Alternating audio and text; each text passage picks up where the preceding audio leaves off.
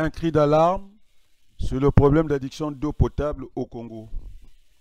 Peuple du monde, peuple congolais, les Congolais souffrent, ce n'est pas une invention, plutôt une réalité à traiter. Nous sommes interpellés chaque jour par les Congolais. L'eau est une source vitale qui ne peut laisser personne indifférent. L'eau contribue au bien-être de l'homme et tout le monde le sait que l'eau, c'est la vie. Un homme qui n'a pas bu de l'eau, qui ne peut pas cuisiner par manque d'eau, qui ne peut pas prendre une douche, peut avoir le courage et le temps d'aller voter. La paix est une véritable variable dans le développement de tout pays. Il faut faire une pause politique sur les élections politiques non consensuelles et sans a priori engager le Congo vers un vrai dialogue national appelé Conférence nationale bis. Et pourtant, le réseau hydraulique du Congo est très important. Seulement, toutes les villes du Congo vivent le calvaire du manque d'eau potable. Que Dieu bénisse le Congo, la présidente de la CDI. Je vous remercie. La deuxième ville du Congo, Brazzaville, Pointe-Noire, identifiée comme une ville où l'approvisionnement en eau potable est difficile. Plusieurs quartiers en souffrent et c'est devenu un mode de vie. Dans ce quartier de l'arrondissement Trois-Tietier, dit km 8, des Congolais marqués par cette souffrance de manque d'eau, élément vital à l'organisme de l'homme, ont trouvé un moyen d'aider les populations. Ils vont à la recherche de ceux qui sont dans le besoin, dans les rues, au moyen des 4x4 pour leur livrer l'eau à domicile. Ça fait 9 ans que nous faisons ce travail d'aller vendre l'eau dans les avenues. Le bilan revient à 100 francs parce que la population souffre à cause du manque d'eau. Parfois, les forages sont éloignés des maisons.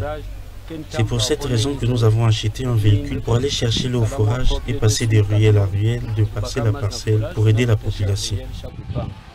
Dans ce quartier, le problème d'eau nous complique. Ce problème vraiment nous complique parce que ici l'eau est vraiment difficile. Bon, nous sommes obligés d'attendre les camions qui passent dans le réel pour payer l'eau. À 100 francs le bidon. Parce qu'il n'y a pas de pompe dans le quartier. Les forages, bon, il y en a, mais sauf que dans d'autres endroits, les forages sont un peu éloignés par rapport aux autres endroits. Si, vraiment, ça nous aide beaucoup.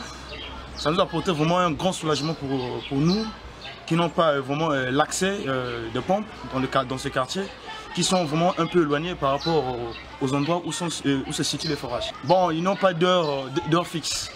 Bon, les autres passent le matin à 6h, 7h, les autres à 10h, et les autres parfois à 12h, 18h, ça dépend.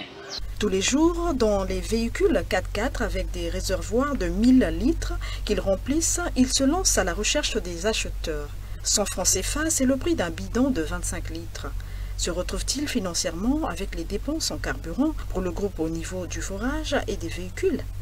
Au kilomètre 8 ici, il n'y a pas d'électricité. C'est pourquoi nous avons acheté le groupe électrogène. Nous achetons le gasoil pour le groupe et le véhicule. Nous payons les travailleurs, nous ne pouvons pas faire autrement.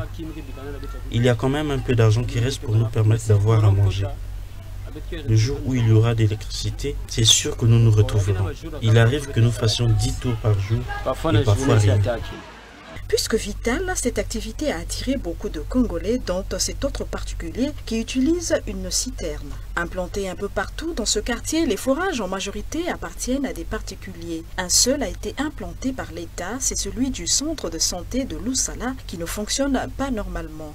Les puits ayant tari dans la zone, voilà que par manque d'initiative des uns, les privés ont pris le relais pour satisfaire le besoin en eau potable.